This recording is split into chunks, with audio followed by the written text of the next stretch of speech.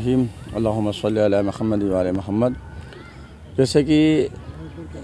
سیوم اور 40ویں کے کھانے کے بارے میں آپ نے سوال کیا، بہت اچھا سوال ہے۔ اس پر جو ہے وہ کھلانے کی اسلام میں بہت تاکید کی گئی ہے کہ کھانا کھلانا بہت ہی ثواب ہے، لیکن جیسا کہ سیوم اور 40ویں میں جس طرح سے لوگ کھلایا جاتا ہے، جس طرح سے لوگوں کی مینٹلٹی ہے کہ کھلانے اس وقت کھلایا جائے یا اس موقع پر کھلایا جائے، اور بعض جگہ تو یہ دیکھا گیا ہے کہ لوگ اپنی نام و نمود کے لیے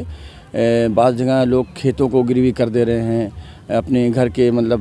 بیوی کے زیور کو جو ہے وہ بیچ دے رہے ہیں یا گروی کر دے رہے ہیں۔ تو اس طرح سے اسلام نے نہیں کہا ہے کہ آپ کھلائیے، بلکہ جو ہے وہ یہ کہا گیا ہے کہ جو سابقہ میں یا جس کے یہاں انتقال ہوا ہے اس کے یہاں 3 دن پڑوس والے کھانا بھیجیں، نہ کہ جا کر کے تیسرے دن سیوم کے موقع پر جو ہے وہ بریانی یا دال چاول جو بھی کھائیں، بلکہ باہر کے لوگ جو مہمان آئے ہیں وہ اجازت دی گئی کہ باہر کے لوگ آ کر کے کھائیں، کیونکہ جب باہر سے آئیں تو بھائی کھائیں کہاں، تو ان کے لیے کہا گیا ہے کہ جو مہمان ہیں وہ کھائیں، باقی جو قرب و جوار کے لوگ ہیں یا پڑوسی ہیں تو ان کی ذمہ داری ہے 3 دن، یہ جو ہے وہ ہدایت ہے، یہ حکم شرعی حکم ہے کہ 3 دن جو ہے وہ اس کے عزیز اقربا رشتہ دار یا پڑوسی کھانا بھیجے صاحب غم کے یہاں، تاکہ اس کا غم ہلکا ہونا کہ اور کھا کر کے اس کو جو ہے قرض کے تلے دبا دیں یا اس کے اوپر اور بوجھ بن جائیں۔ دیکھیے کھلانے کے بارے میں تو بہت ہی تاکید ہے کہ کھانا کھلانا چاہیے، لیکن کس کو کھلانا چاہیے، کہاں کھلانا چاہیے،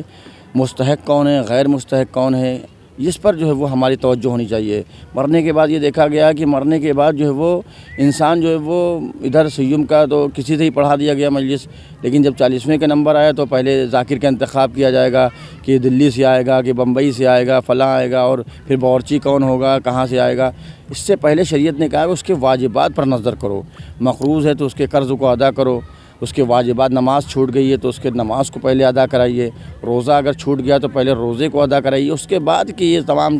جو ہے سارے جو ہے وہ احکام کھانا کھلائیے نہیں کھلائیے۔ لیکن سب سے پہلے اگر آپ چاہتے ہیں اپنے مرنے والے سے محبت ہے تو آپ کو چاہیے کہ آپ اس کے واجبات کو ادا کریں، نماز اور روزہ اور حج اور تمام چیزیں جو ہیں، اس کے قرض اگر خدا نخواستہ ہے تو اس کو ادا کریں، اس کے بعد یہ تمام امور انجام دیں۔ یہ بہت بڑا سب سے پہلے تحریک جو ہمارے نظر سے گزری وہ رضا حیدر صاحب نے، جو نائب امام جمعہ جماعت لکھنؤ ہیں، بارہ بنکی اسندرہ کے رہنے والے ہیں اور ہمارے استاد بھی تھے قم میں،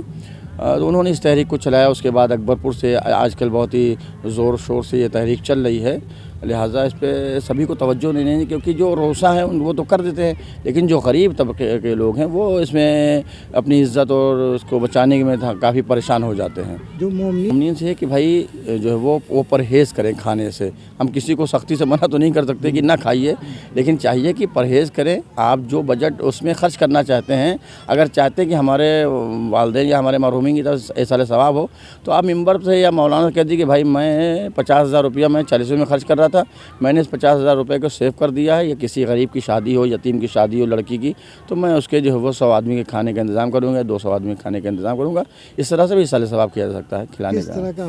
اس طرح سے عمل کرنا چاہیے کہ نہ خود کو تکلیف ہو اور نہ دوسروں کو تکلیف ہو، اس طرح سے ہمیں اسلام نے دعوت دی۔ اسلام آسانی کے لیے آیا ہے، پریشانی اور بوجھ بننے کے لیے نہیں آیا۔ انسان کے ذہنوں پر سے پریشانی اور دباؤ کو ہٹانے کے لیے اسلام کا قانون ہے، پریشانی کے لیے نہیں۔ اگر ہم عمل میں یہ سادہ جو ہے وہ چیزیں ہوں، اسلام نے سادگی کا درس دیا ہے، بہت زیادہ جو ہے وہ چمک دھمک تمام چیزوں سے پرہیز کا بتایا ہے، سادگی سے تمام پروگرام اور جو بھی آپ کے چیزیں ہیں اس کو انجام دیجیے، تاکہ آپ کے ساتھ ہر طبقہ جو ہے وہ یا آپ کے خود آپ کے ماننے والے،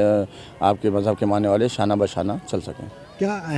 دیکھیے جو ہے وہ یہ کھانے کے جہاں تک مسئلہ آپ نے پوچھا ہے، تو کھانا اگر ہے استطاعت تو آپ کریں، اور نہیں ہے تو کوئی حرج نہیں، لیکن واجبات پر توجہ دیں۔ واجبات بغیر اس کی ادائیگی کے ہمارے مرحومین کو ثواب نہیں مل سکتا۔ ایک بار ہم پھر واجبات یہ جو ہمارے مرحومین کی نمازیں چھوٹ گئی ہیں، روزہ چھوٹ گیا، استطاعت تھی حج نہیں کر پایا، بیمار ہو گیا یا کسی وجہ سے حج اس کو حج کرایا جائے، ہے نا، مقروض ہے تو پہلے اس کے قرض کو ادا کیا جائے،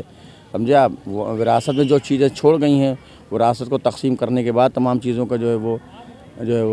خمس کی ادائیگی کی جائے، تب اس کے بعد تمام مسئلے آتے ہیں۔ اس مسئلے کو لے کہیں بیٹھک بھی کریں گے آپ لوگ کہیں ایسا؟ اب انشاءاللہ آئندہ جو ہے وہ کوشش کی جائے گی بیٹھک ہو اور تمام علماء کے ساتھ اس پر جو ہے وہ کچھ جو ہے وہ کتنا سپورٹ مل رہا ہے؟ نہیں ماشاءاللہ سے سپورٹ ہے بہت لوگوں، یہاں جو بھی کھڑے ہوئے ہیں سبھی اس بات پر جو قائل ہیں کہ اس طرح کی جو ہے وہ اس پر تھوڑا سا روک رکھنی چاہیے۔ کیا نام ہے؟ ظفر عباس قمی۔